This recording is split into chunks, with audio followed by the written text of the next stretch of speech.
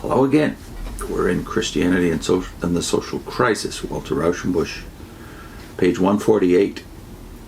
Rauschenbusch is talking about the work of social reconstruction. Why hasn't Christianity succeeded in changing the world completely? In the first place, it is necessary to remind ourselves that Christian writers who describe the influence of Christianity on human life are always tempted to emphasize the contrast between heathenism and Christian society by selecting the darkest aspects of the former and the brightest sides of the latter.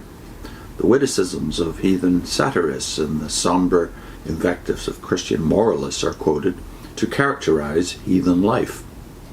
But if some socialist historian of the 25th century should ransack the files of our comic papers and of our muckraking magazines, what an appalling, unrelieved, and unfair picture he would get of society under our individualistic regime. On the other hand, in describing Christian society, we're apt to assume that Christian theory was identical with Christian practice, that the declamations of some ancient Christian rhetorician were sober scientific estimates, and that the highly moral edicts of Christian emperors were enforced better than the highly moral laws of Kansas or New York. We are apt also to forget that the moral force of Christianity was usually only one factor in producing such a change as the abolition of slavery or piracy, and that over against the benign influences of the Church must be set the malign and divisive influences which she created by persecuting zeal, intellectual intolerance, or religious wars. In short, we must soberly face the fact that a good many deductions have to be made from the popular panegyrics, and that the Church has not accomplished all that is often claimed for her. In the next place, the social effects which are usually enumerated do not constitute a reconstruction of society on a Christian basis, but were mainly a suppression of some of the most glaring evils in the social system of the time. For instance, amid the incessant feuds of the Middle Ages, the Church, for a short time, and within a limited area, succeeded in imposing the truce of God, and so giving the harassed people a chance to breathe. In our own time, it has aided in mitigating the suffering entailed by war through the Red Cross conventions and otherwise. But it has never yet turned more than a fragment of its moral force against war as such. The Church is rendering some service today in opposing child labor and the sweatshop system, which are among the culminating atrocities of the wages system. But its conscience has not at all awakened to the wrongfulness of the wages system as a whole, on which our industry rests.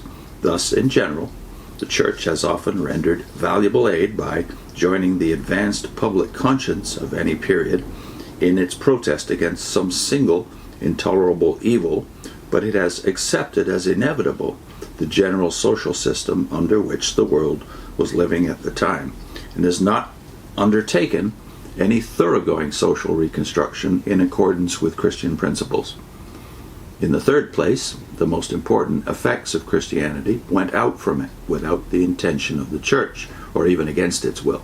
For instance, the position of woman has doubtless been elevated through the influence of Christianity, but by its indirect and diffused influences rather than by any direct championship of the organized church. It is probably fair to say that most of the great churches, through their teaching and organization, have exerted a conservative and retarding influence on the rise of woman to equality with man.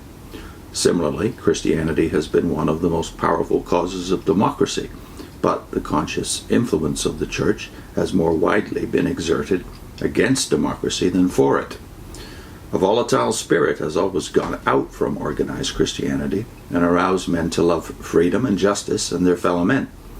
It is this diffused spirit of Christianity, rather than the conscious purpose of organized Christianity, which has been the chief moral force in social changes.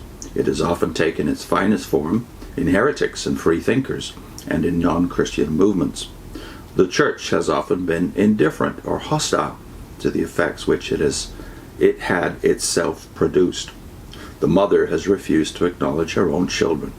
It is only when social movements have receded into past history so that they can be viewed in the larger perspective and without the irritation created by all contemporary disturbance of established conditions, that the church with pride turns around to claim that it was she who abolished slavery, aroused the people to liberty, and emancipated woman. Now Rauschenbusch's judgments will be questioned by some historians, not just Christian, but this is Rauschenbusch's position in 1907. So certainly his sentiments about war seem doubly powerful when you realize that the First World War was just 8 years ahead and Christendom could do nothing to avert it, apparently. We'll put a link into the elevation of woman as seen by a social historian, a video we did about that, and some links attached at the end, I do believe.